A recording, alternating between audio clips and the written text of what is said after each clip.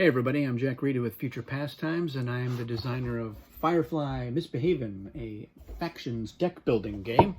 And I wanted to do a quick video where I just help people understand how is this game different from Firefly the Game. They're both published by Gale Force 9. Well, they're set in the Firefly verse, but they are wildly different gaming experiences. And the other thing that I wanted to talk about is how is this as a deck building game different from a typical deck building game, because it is different in a number of ways. So I think it's helpful for players to manage their own expectations if they're thinking about playing Firefly Misbehavin, or if they're interested in learning more about it. So let's start off by comparing the two games. Firefly the Game, obviously I have both games and I enjoy them.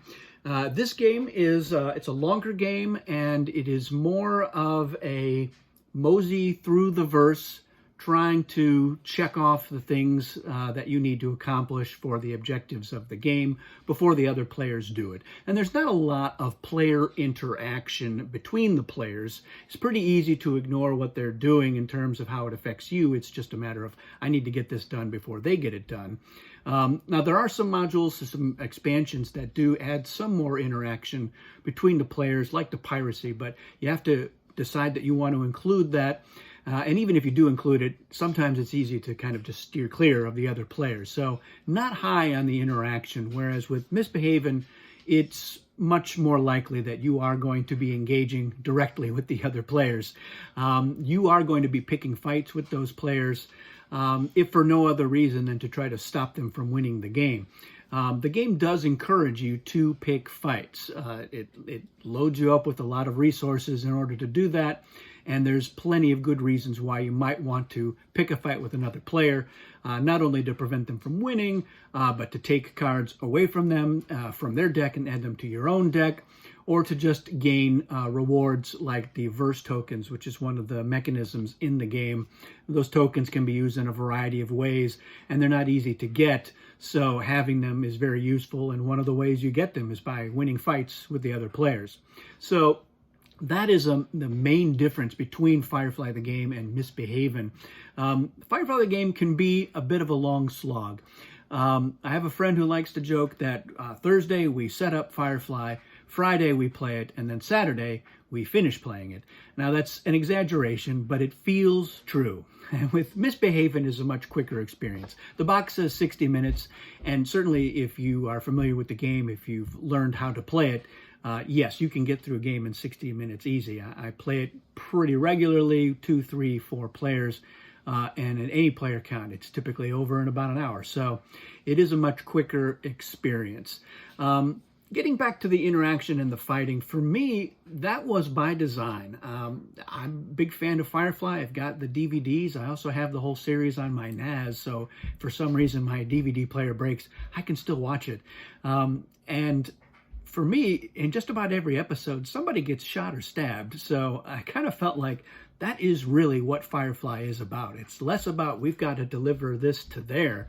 It's about the trouble they get into when they get there, or on the way, or before they even leave. So for me, that was a very thematic element that I purposely wanted to bring into the game. So, you know, your mileage will vary depending on what kind of an experience you want. If you're not afraid of player interaction and take that, Misbehavin is definitely more your speed of a game. Now let's talk a little bit of how it differs from a typical deck builder.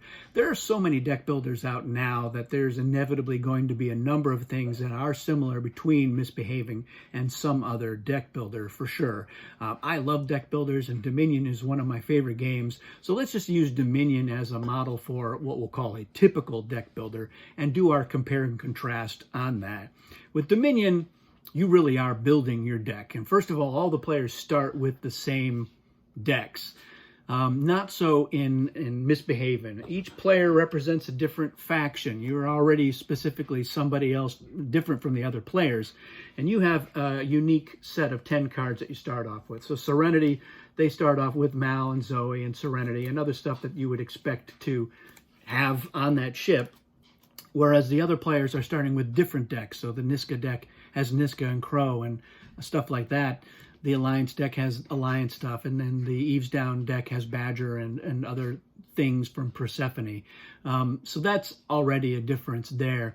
But another friend of mine likes to describe Misbehaving as less of a deck builder, more of a deck optimizer. And that is because the size of your deck in Misbehaving doesn't really grow that much. And in some cases, it actually, at the end of the game, you will have fewer cards in your deck than you started with. And that is for two reasons. One of them is that each player has a unique player board that has slots for you to play cards from your deck down in front of you.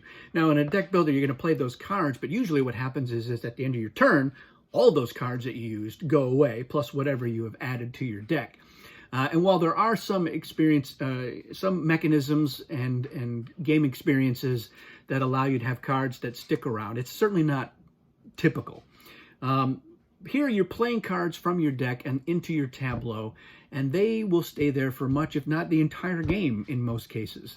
And so because of that, they're not in your deck anymore. They're still your cards. You control them. They will have effects, and they can be used in a variety of ways, but they're not technically in your deck anymore.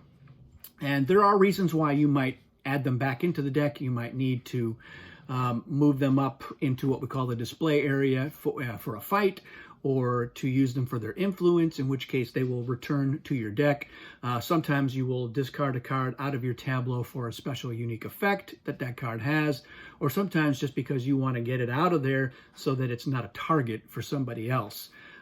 So your deck size is going to fluctuate, but it's going to start at 10, and you'll add a card and then play a card, and you'll stay at 10, or you'll play 2 cards. And so the deck will shrink. The other reason for that is you're going to have a number of cards. In every game, you're going to have cards that are what we call supply cards, and they have a little crate there at the bottom, and there will be a stack of 5 or 6 cards that have the same effects. When you add them to your deck, once you play them, they're going to return to the supply. So they don't stay in your deck for very long, which most deck builders, they don't do that. The cards that you add to your deck usually stay in your deck unless you have some kind of an effect that lets you then get rid of that card or trash it or some reason. But they don't often return to where you got them from, although that does exist, but it's not typical. Here, it's very common for you to add a lot of these supply cards to your deck over the course of a game. But again, each time you use one, it goes back to the supply. So again, you add that card to your deck. When you play it, it goes away. You could play a supply card and then play a card down to your tableau, which means that you have now removed 2 cards from your deck on the same turn. So like I said, in a typical game of Dominion, I will end the game with 30, 40, 50 cards on average. With Firefly, Misbehaving, I will typically end the game with fewer cards than what I started with. I like to get down to just 5 cards so that I know exactly what I'm drawing. I'm just drawing those same 5 cards in the last few turns so that I know exactly how to defend myself going for the win. So those are the main differences between this and a typical deck builder. And I think that once you understand that going in, you'll appreciate and really be able to leverage it more effectively. You'll understand, all right, yeah, it's a deck optimizer. I mean, you certainly can grow it. And certain episode cards, the episode cards are an interesting thing. I think they're interesting, that we have in the game that actually change up some of the setup, some of the objectives to the game, and certain other elements to the game. That make the game experience very different from a typical deck building experience with Misbehavin'.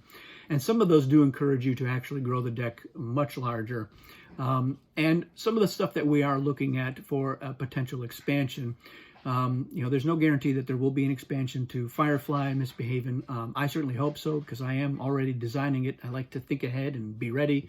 And Future Pastimes loves expansions. They're the original designers of Cosmic Encounter, which was one of the first games ever to really have expansions. They did 9 expansions in the 70s and 80s, and we've had 7 expansions to the Fantasy Flight Edition.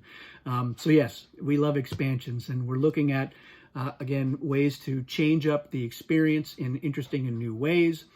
Some longer games, some that will let you see more of the market, build up your deck larger, and even some elements that could emulate elements from the Firefly game, where there is more of a pickup and delivery mechanism within Misbehave. But just so that you understand what you're getting yourself into, it's a very different experience from Firefly the Game. It's quicker, and the deck building is not typical, but I think it's exciting and interesting. So I hope you'll give Firefly Misbehavin a shot. Let me know what you think if you've played it.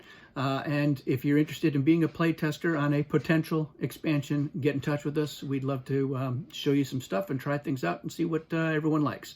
So thanks for watching, and keep flying.